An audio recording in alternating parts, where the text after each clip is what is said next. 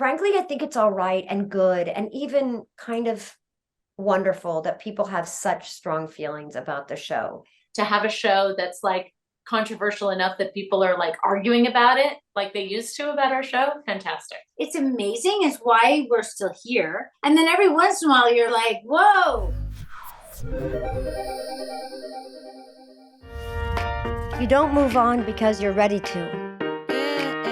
You move on because you've outgrown who you used to be. I've repurposed my kitchen.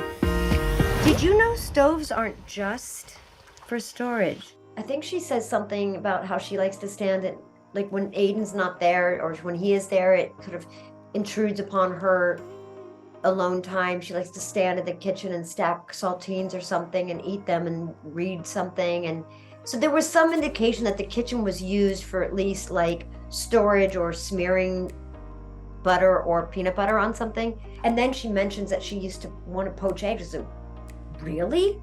Poaching eggs, people struggle with that. It's like of all tasks in the kitchen. But, you know, nice to be in there. I love that set. I love that kitchen set. And the actual poaching that we did and the timer, it's actually exactly right. We did it in the 3 minutes. I did poach that egg. What Carrie went through last year, you know, she is at a place where she has to kind of recreate her life, right? Which if you think about when you first met our characters, we were young and we were creating our life for the first time. So she's now in a place of like recreation. All of us are at different places, of course, but I think that her character kind of, you know, drives things in that way. And it's really interesting to watch how she does it. She's out more, out in the world more. I feel like the show's buoyancy like carried us along, which last year, because of what we were dealing with in the storyline, it was heavy lifting, you know, emotionally heavy lifting for a while. It was fun though. Like it was a lot, but it was fun. You never know what tomorrow will bring.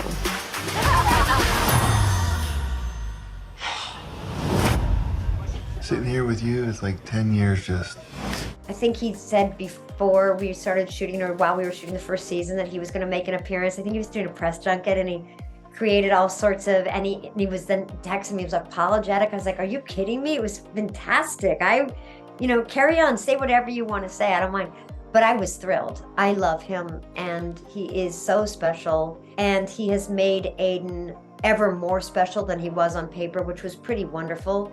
He was meant to be there, I think, for 3 episodes or something and ended up staying how many years. He's just a really lovely presence. He's easy and he listens. And it's not that the work is easy, it's just that he has this really easy quality on set and just has a wonderful kind of nature in front of a camera. It's wonderful to be in this company again.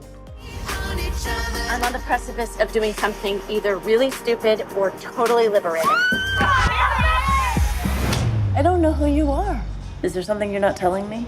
Oh, Miranda going out to LA without anything to do except be a girlfriend. Like, how is that gonna work out? Yeah, I mean, I think Miranda and Che are a wonderful pair, a wonderful match in so many ways, but a wonderful mismatch in maybe just as many. When Miranda went out there before, you know, she had her compadres with her, and they were all, you know, running around having fun. This time, she's, you know, Che is off shooting their show and rehearsing their show and busy, and Miranda's just sort of sitting at home, like at loose ends, not knowing what to do, and, you know, doing things like going to an AA meeting or helping clean up the beach or, you know, trying to, you know, take advantage of everything LA has to offer, but also trying to figure out, who am I when I'm not running to the office or running to school or taking care of my kid? You know, who am I and what do I want? I always loved Miranda, and so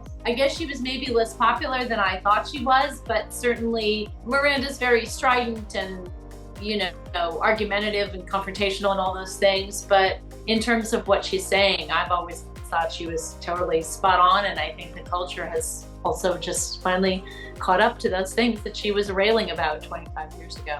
I got the list. What list? There's a whole brouhaha at school about this MILF list. For real?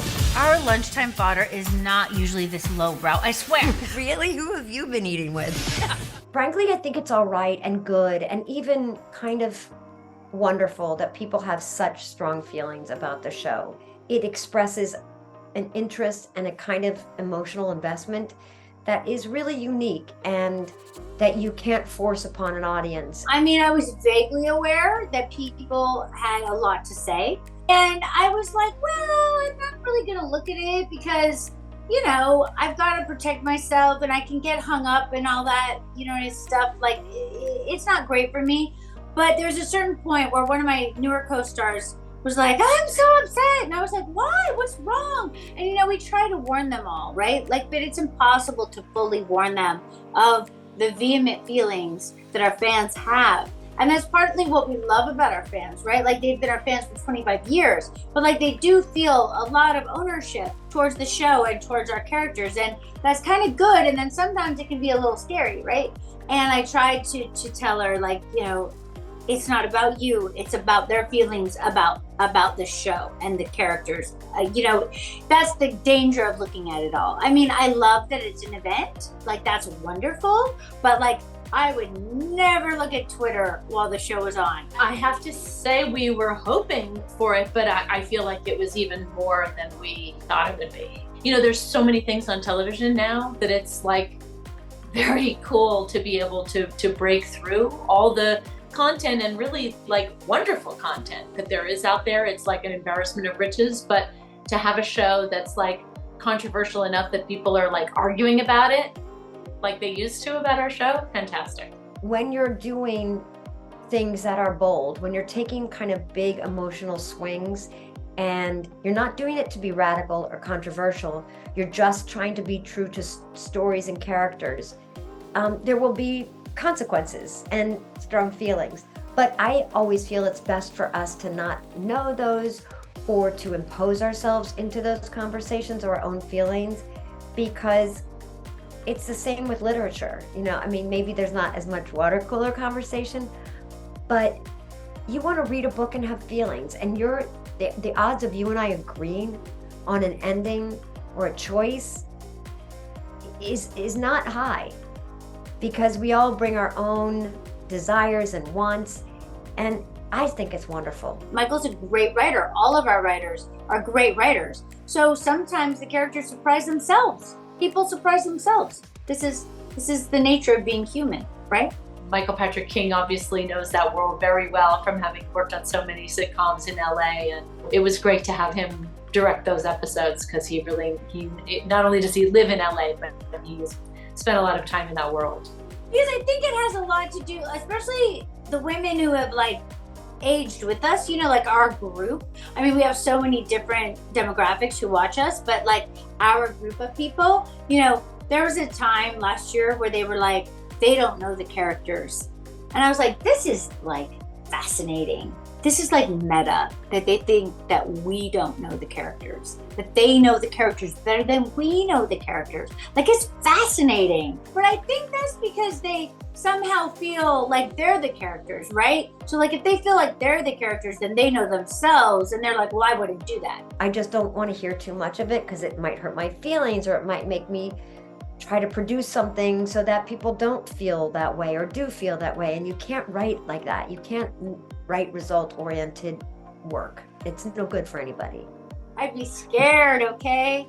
I hear enough about it, even not looking at it. Samantha is present in season 1 and more so in season 2 via text. It was just a nice nod to the 25 years to add the face to the text. The thing that we were also really excited about was to have nobody be expecting Samantha and then to have her like pop in. It was a leak. We really wanted it to be a surprise for the fans.